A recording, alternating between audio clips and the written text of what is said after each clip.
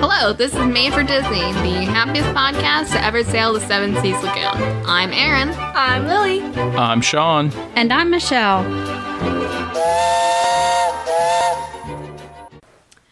I'm Erin, and I'll be your captain today on Made for Disney, the happiest podcast to ever sail the Seven Seas Lagoon.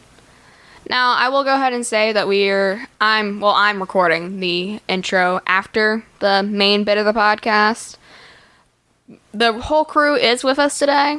We have Sean, our navigator, Michelle, our engineer, Lily, our first mate, but they're not here right now, and I need to go ahead and record the intro. So, today, this episode is actually the first of a couple Halloween special episodes, however you want to phrase that we're going to be doing on here. And it's also a different kind of episode than what we've done before. We're trying out something different. This time, instead of just talking about the park, we're going to be talking about a movie. More specifically, we're going to be talking about Tower of Terror, which is, of course, the movie that came out based on the attraction in Hollywood Studios. So, we also realized during editing that we forgot to actually mention the plot, like what happens in the movie, so I'm just going to go ahead and read off what I'm pretty sure came on like the back of the DVD telling you what's happening. This is off of movies.disney.com, so I'm sure it's probably this, which is, here, I'll just go ahead. Buzzy Crocker is a hard-luck photojournalist whose unexpected encounter with an old woman leads him to investigate an unexplained, decades-old disappearance. Seems that one Halloween night many years ago, 5 partygoers vanished in the elevator of the Hollywood Tower Hotel. And ever since, their ghosts have remained trapped inside the dilapidated old building. And that's all there really is to say about the thing that's written here that I'm reading off of. Not a great description, I will say. But, I'm just kind of rambling at this point. So, we'll get on to the main bit of the show, and you can hear us actually talk about what we thought of the movie, and I'm sorry, I don't actually know how to speak some days. We'll move on to the movie in just a second. But before we do that, I want to go ahead and let you know of how you can contact us.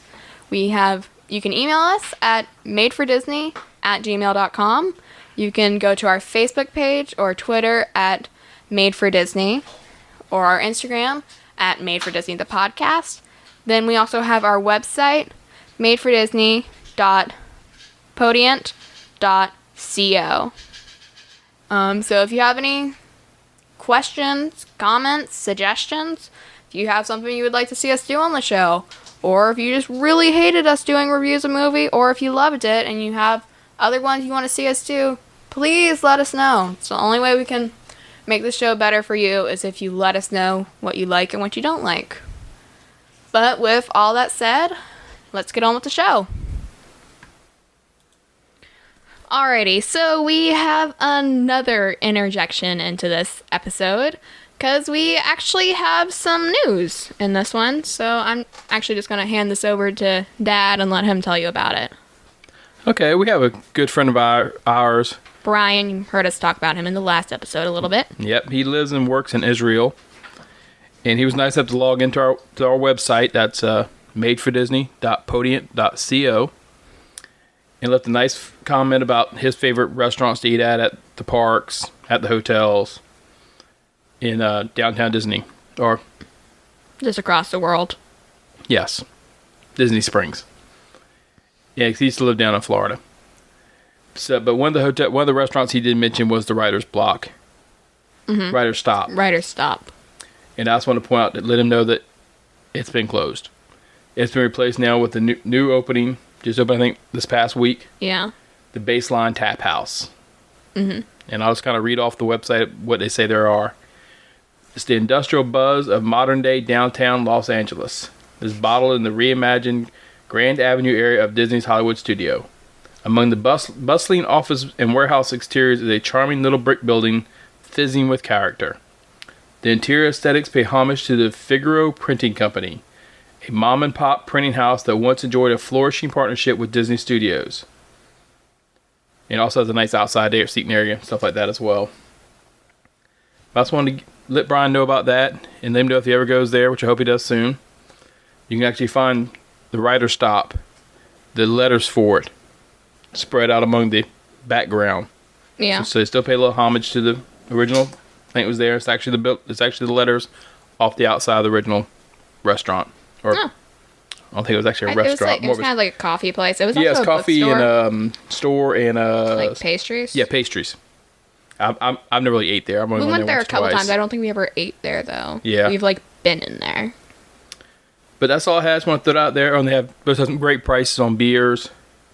Everything's on tap: beers, wine, mixed drinks. I hope it would be on tap. And even the non-alcoholic drinks are on tap. We got there. But plus has some really good food too. The same chef there is a chef for ABC Commissary. Which ain't saying much, but Sci-Fi Dine Drive-In. That's better. And Tap House. Alrighty. So let's get on with the show. Alright. Maybe we'll actually get there this time. Alright, so we just got done watching the movie. And we're gonna talk about what we thought of it and stuff like that. But first, give me the facts, Daddy. I'm going to give us the name of the movie. Twilight. Nope. No, I said Twilight. It's Tower of Terror. Okay. Disney's Tower of Terror, sorry. Correct. Tower of Terror was filmed in 1997. Alright. It's older than I thought. I thought it was like early 2000s. Yeah, I was not really sure. I know we've discussed this one time before, but yeah. Yeah, it was one of the first movies made. It was based on a Disney attraction. Yeah. Instead of the other way around. Most was actually filmed at the attraction itself. Oh. And then a lot of closed set stuff was done at the studios in California. In California? Yes. Okay. And unlike the real Tower of Terror, this one has no connection to the Twilight Zone. No Twilight Zone. They probably won't pay the extra fee. And, Lily, you want to talk about who all had in it? Alright, so you had Steve Guttenberg, Gutenberg. Kristen Dunst, Alistair Duncan, Melora Hardin, John Franklin, Wendy Worthington, Ames Strickland, Lindsay Ridgway, Nia Peoples, and Michael McShane. It was directed by DJ McCall. Yes. So there's like some action. Did he Like play a lot of names. music? I don't know. He directed it. He was also the writer. Yeah. He also, I would say he produced it, but he didn't produce it. No, that was Ian Peterson. Patterson. Patterson. Oh, you're correct. I'm sorry. Patterson. Our apologies to Mr. Patterson. Alright. We'll let you lead the discussion, Aaron. Go ahead. Okay, so first off, I guess I should state that this is has been one of my favorite of the straight to TV movies that Disney's done, Disney Channel originals, of But not course. the actual ride. She despises the ride. No offense to everyone. Look, if I'm gonna be falling, I want it to be by my own hands, okay? Like, I'll rappel off of something. I'm not doing that. I don't care for that. No thank y'all. But I do enjoy the theming, and I love the movie. Yeah. But I also haven't seen it. I hadn't seen it in, 10 years. Probably. Maybe 11. It's been a really long How old am time. I? You're 12. You're 12. I know you were there the last time I watched it, because I almost punched you. Oh, yeah. Yeah. She was talking all through the movie, but would be dead quiet during the commercials. The commercials are interesting, aren't they? Oh god, I almost snapped. I guess one of the first things, since it is almost 10 years old. When did it come out? 20 years old. 20 years old. I said 10. 30. No, go ahead. I'll figure it out. Okay, do we need to pull out a calculator real quick? At this point. No, you're 20 years old. 20 years old. Wow. Okay, would you say that it holds up? 20 years. I mean, I still enjoy the movie. Yeah. Yeah. I mean, I'll say it holds. It wasn't that great of a movie to start off with, so Yeah. no, it felt like it felt like what it was supposed to be as a Disney movie. Mm-hmm. It was a movie you'd watch on Sunday night on the not on the Disney station, but on the TV. Yeah. It was a decent movie. And that ends our review. It was decent. Yeah, the filming, you could tell. There was a lot of... I was waiting for a star wipe. It was a lot of PowerPoint presentation. Well, it didn't have a whole lot of high transitions. dollar special effects, but it was really good. What'd you think, And Mom? then again, it was me. Yeah, I think it was a good movie. You enjoyed it? I enjoyed watching the movie. Yeah. Yeah. It was great because since I haven't seen it in years, I kind of lost the plot in my mind, and then like by the time Abigail showed up, I was like, "Oh yeah, this is what the plot is." I remember everything in direct detail now. Mm-hmm. And then I was over there like, no, I don't want to watch this. Yeah, movie. she waited. It was like 5 seconds before the scene where it's like, "Oh, she's a real witch" or whatever. Abigail's the witch. Spoiler alert: we will be discussing the plot of Tower of Terror. But Lily's like, oh, "She's a witch. I figured it out." I felt very proud of myself. Okay. It's just funny I also to me. figured out that the girl was a ghost, and I was sort of like, wait, this is this, and that's that, and I felt very proud of myself. Okay, I'm 12 years old. Let me do my thing. All right. Let me feel proud of myself for the tiny details I figure out. That should be known. That's true. No, but I felt the movie was good. It was acting was okay. It wasn't bad acting. Wasn't bad. Like I said, it was made for Wonderful Walt Disney Sunday night movie. I thought it still held up pretty good. It Yeah. was still fun to watch. It was only like what hour and 20 minutes maybe or something like that. Less Effect. than that, I think, actually. Yeah. So it was still a good movie. So you enjoyed it, Mom? Yes. Anything in particular? No, not really. Okay. I enjoyed whenever they did special effects and you could tell that it was 20 years old. Yeah. Like the owl. I love the owl statues in the Yeah. lobby. Well, it was neat now seeing the parts that were filmed actually from the lobby. When yeah. they first walk in, you can really tell they were at the studios. I'm like, oh yeah, there's an owl Yeah. statue. The owl statue, stuff like that. You can tell anything that was Tower of Terrorish. I'm sorry, Twilight Zone-ish. Yeah. They either removed it or you filmed it so you couldn't see any of those things really. Uh-huh. That was really cool. I always thought that the guest book or whatever, Mhm. I always thought that was like glued there or something for some reason. Don't know. Like, 'cause like it moved. Try to and I was move it like, next wait, time. it's glued. I thought it was glued. Hold on. Try to move it next time. Yeah, go ahead. Nah, that's Reach good. over and touch it. See if the pin falls out so you don't get you in the No, hand. Thank you. Yeah, and then No, the no, no. scene where the nanny, I've already forgot her name, like sticks her head out through the mirror and it's like, oh, Oh yeah. it's like, Pat oh, or something. it was Emmeline. not Emmeline. Emmeline, then there was a P. What's her last name, I think? Patterson, something like that. Something like that. Probably, is it Patterson? Like the Partridge. partridge? Partridge. And a pear Partridge tree. And a pear tree. Yep. And a line partridge. Yeah, I enjoyed those scenes where you just saw, oh yeah, this is definitely 20 years old, at least. I remember seeing the movie when it first came out, probably with you. Mm-hmm.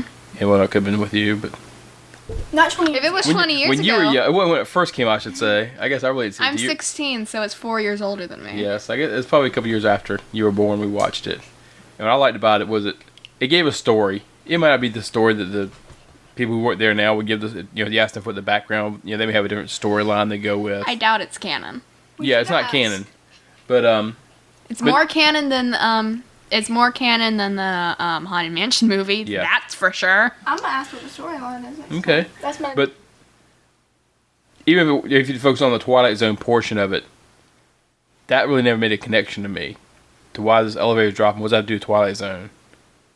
So this Why actually does anything else in the Twilight Zone have to do with the Twilight Zone? Like, why is this dude...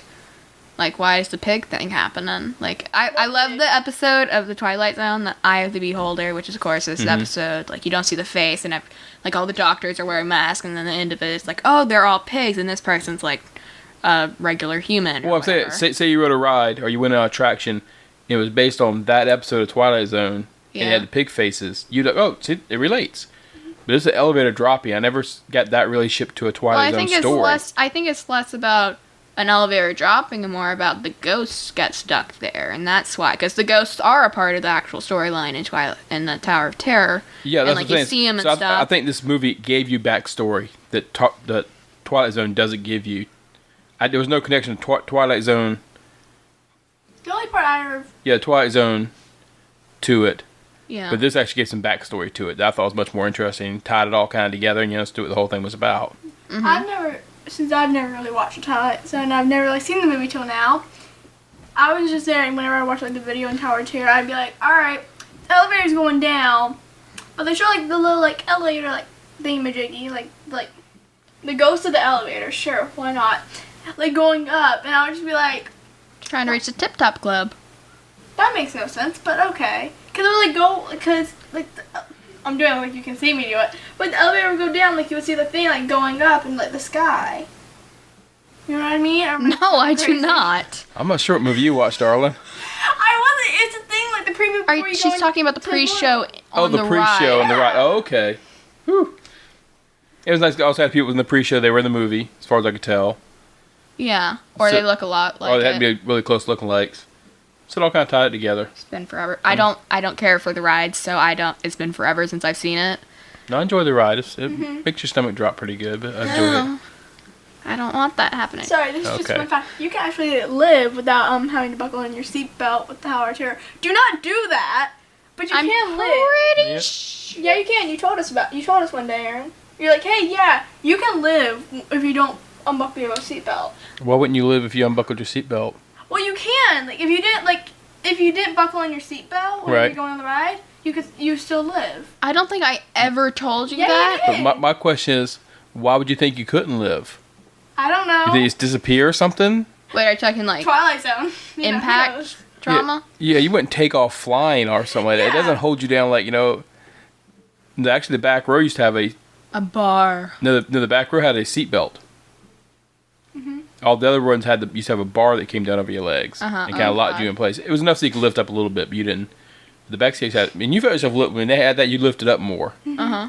But it's not because you didn't have, I don't think you'd slam into the ceiling or anything like that. Yeah, you wouldn't because you like go up. But Yeah, it's not taking off that fast. I mean, because Yeah. the ride is pulled up from underneath you, but I don't think it's pulled out the force that you would like slam into the ceiling. I don't think they'd take a chance don't by do that though. No, don't do it if you. Yeah, I wouldn't do it. And don't blame us if you do it, because that's Please just don't. your own stupidity. No offense. I still want to say that I think Disney missed out on a huge opportunity of not making the Tip Top Club a thing, like an actual place. Oh, that would have been cool. Oh, that would have been cool. Yeah, like a restaurant or something, like Yeah, they should have had a restaurant. or a bar or something. I'm sure a gift shop at the end generates quite a bit of cash, but can you imagine if that was a restaurant at the end of the, Oh that'd be God, amazing. yes. I mean, it'd be really cool, of course, if it was at the tip top, but you can't. But do it also, all. like, I don't want to. You would have terrified children in that elevator. but that'd be, or if you had a tip top club at the top, that'd be really neat. Yeah. Or Yeah. something. Something like along the lines of what's its face? Top of the world, yeah, the top of the Yeah. world. Yeah, like something like that. I think the Tip Top Club would be really cool and Yeah. like Oh, really yeah. easy to theme. Really You have a great view from up there, great view. overlooking the whole park. Yeah. That would It's have been like awesome. the theming's already done for you. You just keep up with the stuff here. You just make it look nicer. Mhm. And people love that attraction. They would love a restaurant for Mhm. it. Yeah, definitely. It's a real good attraction. It would definitely pick up there. All right, is that all we have for this one? I think it might be. All right. All right, folks, we've just tied up the dock, sadly meaning that our voyage today is over. But before we go, I want to remind you that you can email us at madefordisney@gmail.com. You can check out our Facebook and Twitter pages at Made for Disney, our Instagram at Made for Disney the podcast, and our website madefordisney.podiant.co. And of course, links for that will all be in the description. So all that's left for me to say is thank you, as always, for joining us here on Made for Disney, the happiest podcast to ever sail the Seven Seas Lagoon. Bye. Bye.